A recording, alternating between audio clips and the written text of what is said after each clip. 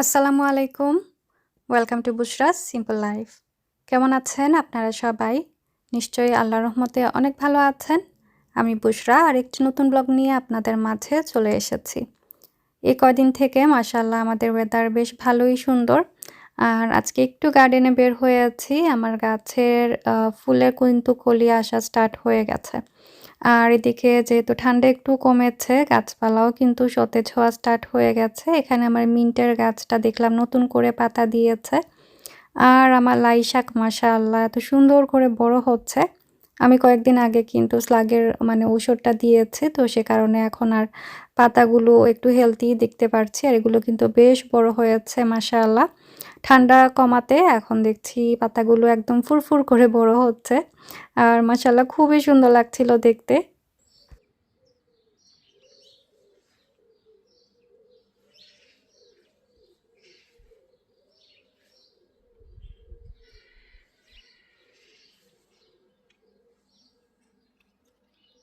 তো এটা ছিল অন্য আরেকটা দিন। আজকে আমার হাসব্যান্ড বাসায় ছিলেন। এটা মনে হয় আমি ভুল না করলে রবিবারে রেকর্ড করা আমার কিছু ক্লিপস। তো আমরা গিয়েছিলাম কিছু মিট চিকেন আমার প্রয়োজন ছিল সেগুলোই আনার জন্য। তো নিয়ে এসেছি। এখন এগুলো একটু মেরিনেট করে ফ্রিজারে রেখে দেব। আর মেরিনেট করা ফ্রিজারে থাকলে এত ইজি লাগে। কেন যে রমজানের আগে বেশি করে রাখলাম না। বাট ঠিক আছে আজকে টুকটাক করে নেব। তারপরেও দেখলাম যে আমি মিট চিকেন খুবই অল্প নিয়ে এসেছি। আসলে রমজান পরে তো আর ওইগুলো খাওয়া হয় না। সে কারণেই আরকি একটু কমই নিয়ে এসেছি। তো আমি খুবই সিম্পল ওয়েতে মেরিনেটটা করে নিয়েছিলাম। আজকে কেনা একটা মেরিনেশন নিয়েছিলাম সেটা ইউজ করব আর সাথে কিছু ঘরের মশলাপাতি। তো এখানে ১ম এ আমি নিয়েছিলাম আদা রসুনের পেস্ট, প্লেইন ইয়োগার্ট, কেনা একটা মেরিনেশনের পেস্ট, তারপরে কিছু অরিগানো দিয়েছিলাম, কয়েক চাপ tomato ketchup, soya sauce, paprika, তারপরে চিলি ফ্লেক্স আর ব্ল্যাক পেপার মনে হয় আমি দিয়েছি। একদম যেটা গুঁড়া করা থাকে সেটা। আর স্বাদ অনুযায়ী লবণ, হালকা একটু তেল। তো এইগুলোই আরকি ঘরের হাতের কাছে যে যা জিনিসপত্র ছিল ওইগুলো দিয়েই আরকি মাখিয়ে নিয়েছিলাম। আর এভাবে করলেই আমার কাছে মনে হয় যে বেশি মজা হয়। তো আজকে আমি একই মেরিনেশনের মধ্যে উইংস, তারপরে ড্রামস্টিক, তারপরে ল্যাম্ব চপ সবকিছুই মাখিয়েছি। বাট প্রত্যেক ব্যাচে হচ্ছে আমি আলাদা করে স্পাইস একটু ১৯-২০ করেছি আরকি। যেমন এটা এভাবেই মাখিয়ে আমি উঠিয়ে নিয়েছিলাম। আর তারপরের ব্যাচে একটু ধনিয়া গুঁড়া, জিরে গুঁড়া এগুলো এড করেছিলাম। তো এভাবেই আরকি যখন যেটা মনে চাচ্ছিল, যেটার সাথে মনে হচ্ছিল যে ভালো যাবে, সেভাবেই আরকি এড করছিলাম মশলাপাতি। তো এই তো এখন অনেকগুলো উইংস এখানে আমি একসাথে মাখিয়ে রাখবো। আর এত ছোট এগুলোকে আমি পুটলা বানিয়েছি। মনে হয় একেকটার মধ্যে ৬টা-৭টা করে রেখেছি। আসলে বেশি করে করলে আমাদের বাসায় খাবার উঠে না। আর ইজানকে কাউন্ট করে লাভ নেই। দিন তারপরেও দেখা যায় ১টা-২টা মুখে নিবে বা হাতে নিবে। আর পরে দেখা যায় ওয়েস্ট হয়। তো প্রত্যেক ব্যাচে আমি এরকম ৬টা-৭টা করেই উইংস রাখবো। তো সে কারণেই এত বেশি আর নিয়ে আসিনি। আজকে ১৫ রোজা। আর এত তাড়াতাড়ি রমজান আসলে চলে যাচ্ছে। ১৫ রমজান কোন দিকে গেল মনে হচ্ছে এই তো কালই মনে হয় রমজান মাসটা আসলো। আর এখানে কিছু মেরিনেট করা উইংস আমি উঠিয়ে নেব। এগুলো আজকে ইফতারির জন্য আরকি খাওয়া হয়ে যাবে। তো এগুলো আমি উঠিয়ে নিচ্ছিলাম। আজকে যেহেতু হাসব্যান্ড বাসায় আছেন তো আজকে একটু টুকটাক আম ইফতারি বানাবো।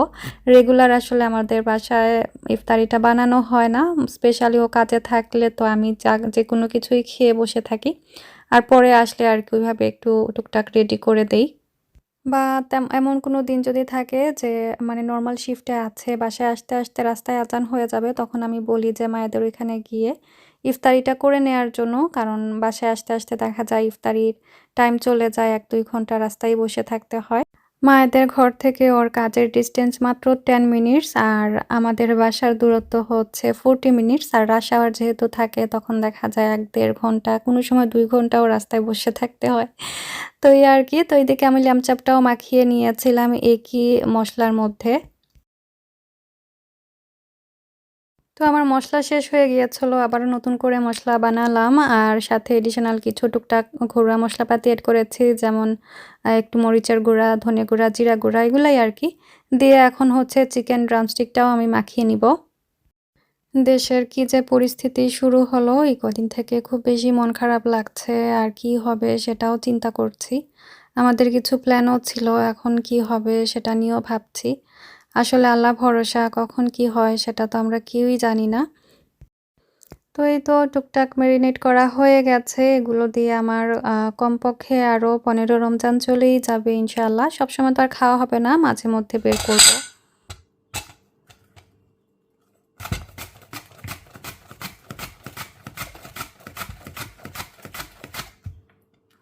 তো আজকে ইফতারিটা একটু টার্কিশ স্টাইলে করার চেষ্টা করছি। তো প্রথমেই হচ্ছে আমি সালাদ কেটে নিচ্ছিলাম। আজকে অনিয়ন সালাদটা বানাবো। এই সালাদটা আমার অনেক বেশি পছন্দের। তো একদম চিকন করে পেঁয়াজ মানে চাকি চাকি করে কেটে সেটার মধ্যে হচ্ছে শুধু একটু ভিনেগার দিব, একটু সল্ট, একটু চিনি আর চিলি ফ্লেক্স অল্প একটু ঝাল হওয়ার জন্য আর কি, বা ফ্লেভার আসার জন্য দিয়ে একটু ভালো করে মাখিয়ে তারপর উপর থেকে ধনেপাতা দিয়ে দিলেই ব্যাস হয়ে গেল পেঁয়াজের সালাদ। এটা খুবই খুবই মজা, যে কোনো রাইস বা রুটি, পরোটা, রায়তা মানে যে কোনো কিছুর সাথেই মানে খেতে এত ভালো লাগে, আপনারা ট্রাই করে দেখতে পারেন। আর পেঁয়াজের যে একটা কাঁচা কাঁচা স্মেল সেটা কিন্তু একদম চলে যায়, এটা কিন্তু একদম পিকলের মতো একটা টেস্ট হয়ে যায়। আর এদিকে আমি একটা রাইস বানিয়েছিলাম আজকে। মাশাআল্লাহ এটা এত টেস্টি হয়েছিল, ঘরের সবাই পছন্দ করেছেন। ইভেন আমার ইজান, দিনের বাবা মানে আমরা সবাই অনেক এনজয় করেছি এই রাইসটা। আর এত সিম্পল, কয়েকটা উপকরণ দিয়েছিলাম মাত্র। কিছুটা হচ্ছে টার্কিশ যে বুলগার রাইস আছে ওইটার স্টাইলেই বানিয়েছি, বাট আমার ঘরোয়া মানে যে জিনিসপত্র ছিল সেগুলো দিয়েই। তো এখানে আমি পেঁয়াজ একটু লাল করে ভেজে নিয়েছি, দেখতেই পাচ্ছেন। আর হালকা একটু আমি জিরা দিয়েছি। হালকা কি বলবো মানে হাফ টিস্পুন থেকেও কম হবে, একটু ফ্লেভার আসার জন্য। তারপরে ছোট করে কাটা এখানে আমার কাছে কিছু ক্যাপসিকাম ছিল, সেগুলো আমি দিয়ে দিয়েছি। এখানে ৩ টা কালারই আছে, কালার ম্যাটার না, যে কোনো কালার দিলেই হবে, শুধু ফ্লেভারটা আসলেই চলবে। তো এগুলোকে একটু হালকা ভেজে নিচ্ছিলাম।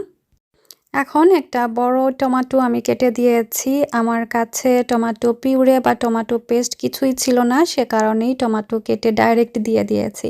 আপনাদের হাতের কাছে যদি টমেটো পিউরে বা টমেটো পেস্ট থাকে সেটা অবশ্যই দিয়ে দেবেন, এতে করে আরও ভালো রেজাল্ট আসবে।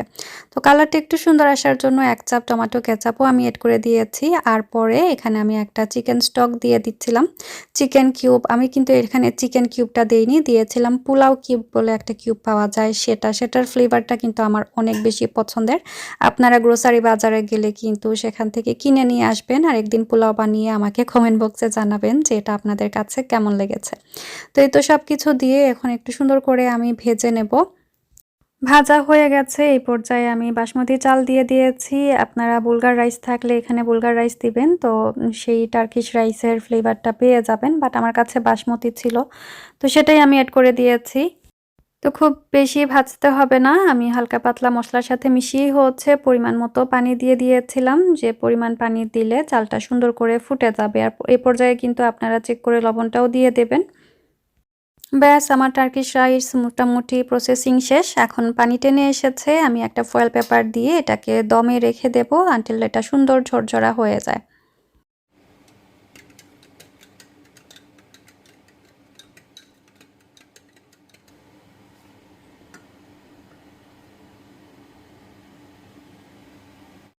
তো এক ফাঁকে আমার হচ্ছে শরবত বানানো শেষ হয়ে গেছে। আর রাইসের চেহারাটা কেমন হয়েছে আপনাদেরকে দেখাই। তো খুবই ঝরঝরা একটা রাইস হয়েছিল। আমার কাছে মনে হয়েছে যে একটু এখনো চাল ফুটা বাকি আছে।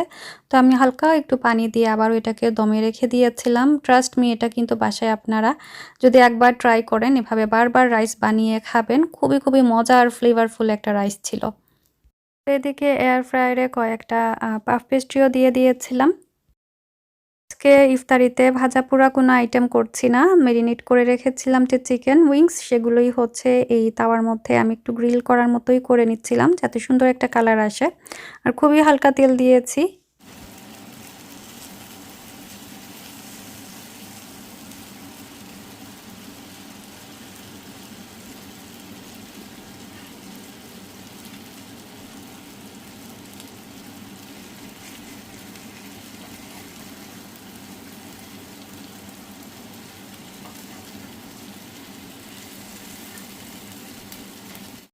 মজা করে খাবার বানানোর উছিলায় আমার পুরো কুকারের অবস্থা ১৪টা বেজে গেছে তেল ছিটে পড়ে। তো আমি একপাশে হচ্ছে ওইগুলো ক্লিন করছিলাম আর এখন খাবার বেড়ে নিচ্ছি। ইফতারিতে আর বেশি সময় বাকি নেই। এদিকে আমি ল্যাম্ব চপও কিন্তু সেম একই ফ্রাইং প্যানের মধ্যে শ্যালো ফ্রাই করে নিয়েছিলাম। এটাও খেতে মাশাআল্লাহ আজকে অনেক বেশি টেস্টি হয়েছিল আর একদম সফট জুসি ছিল। তো এই তো রাইস রেডি হয়ে গেছে। এই ছিল আজকে আমাদের ইফতার। আলহামদুলিল্লাহ, এই ছিল আজকে আমাদের টুনাটুনির ইফতারির টেবিল। আর এই তো আমি ব্লগের একদম শেষ প্রান্তে চলে এসেছি। আশা করছি আজকের ব্লগটি আপনাদের ভালো লেগেছে।